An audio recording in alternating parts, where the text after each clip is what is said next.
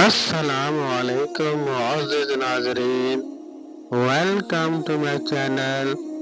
تو چلتے ہیں معزز ناظرین آج کے ٹاپک کی طرف۔ زنا کیا ہے؟ زنا ایک ایسا گناہ ہے جسے اسلام میں سختی سے حرام قرار دیا گیا ہے۔ یہ ایک غیر اخلاقی اور غیر شرعی عمل ہے جس میں مرد اور عورت نکاح کے بغیر جسمانی تعلق قائم کرتے ہیں۔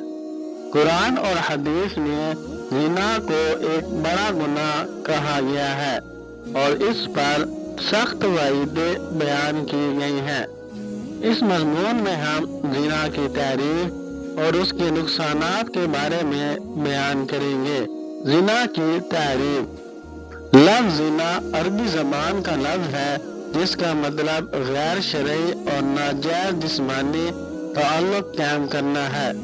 اسلام میں صرف نکاح کے ذریعے جائز رشتہ قائم کرنے کی اجازت دی گئی ہے اور جو بھی اس دائرے سے باہر تعلقات بناتا ہے وہ زنا کے زمرے میں آتا ہے۔ زنا کی اقسام۔ زنا کی دو بنیادی اقسام ہے۔ نمبر 1، زنا بالمحارم۔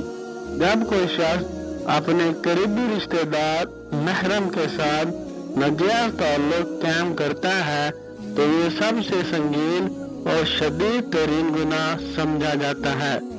نمبر 2، عام زنا۔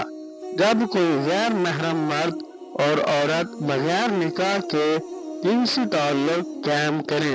اللہ تعالیٰ نے قرآن مجید میں زنا سے سختی سے روکا ہے۔ ارشاد باری تعالیٰ ہے، اور زنا کے قریب نہ جاؤ، بے شک وہ بے حیائی اور بہت برا راستہ ہے۔ اس آیت میں اللہ تعالیٰ نے نہ صرف زنا کرنے سے روکا بلکہ اس کے قریب جانے سے بھی منع فرمایا، یعنی ایسے تمام ذرائع جو زنا کی طرف لے جائے ان سے بھی اجتناب کرنا لازم ہے۔ زنا کے نقصانات۔ زنا کے دنیا اور آخرت دونوں میں سنگین نتائج ہوتے ہیں۔ دنیاوی نقصانات۔ زنا سے معاشرہ بے حیائی اور فحاشی کی طرف میل ہوتا ہے۔ جب لوگ زنا میں مبتلا ہو جاتے ہیں تو نکاح کی برکتیں ختم ہونے لگتی ہیں۔ زنا کی وجہ سے کئی گھرانے ٹوٹ جاتے ہیں، ناجائز اولاد پیدا ہوتی ہے اور ان بچوں کا کوئی پریشان حال نہیں ہوتا۔ زنا میں ملوث افراد کو اکثر سماج میں شرمندگی اور ذلت کا سامنا کرنا پڑتا ہے۔ زنا ایڈز، سوزاک اور دیگر جنسی بیماریاں پھیلانے کا ایک بڑا سبب ہے۔ آخرت کے نقصانات۔ زنا کرنے والا اللہ تعالیٰ کا غضب کا مستحق بنتا ہے۔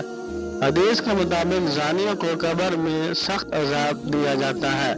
زنا کار قیامت کے دن رسوا ہوگا اور اس کے چہرے پر نشان ہوگا کہ جو اس کے گناہ کو ظاہر کریں گے۔ قرآن اور حدیث میں آیا ہے کہ جو لوگ توبہ کیے بغیر زنا میں مبتلا رہتے ہیں ان کے لیے جہنم کا سخت عذاب ہے۔ زنا سے بچنے کے طریقے۔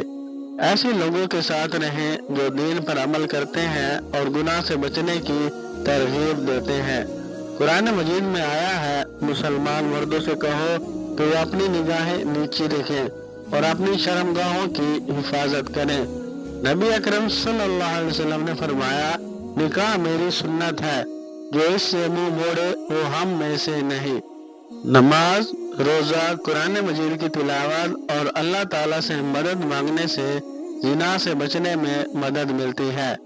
غیر محرم مرد اور عورت کو تنہائی میں جانے سے منع کیا گیا ہے کیونکہ شیطان اس موقع کو گناہ کی طرف لے جانے کے لیے استعمال کرتا ہے۔ زنا ایک خطرناک اور سخت گناہ ہے جو دنیا اور آخرت میں شدید نقصان پہنچاتا ہے۔ اسلام نے اس گناہ سے بچنے کے لیے سخت ہدایات دی ہیں اور نکاح جیسے پاکیزہ رشتے کو فروغ دیا ہے۔ ہر مسلمان پر لازم ہے کہ وہ زنا اور اس کے اسباب سے بچے، اپنی نظروں اور خواہشات کی حفاظت کرے اور اللہ تعالیٰ کی رضا کے مطابق زندگی گزارے تاکہ دنیا اور آخرت میں کامیاب ہو سکے۔ آمین۔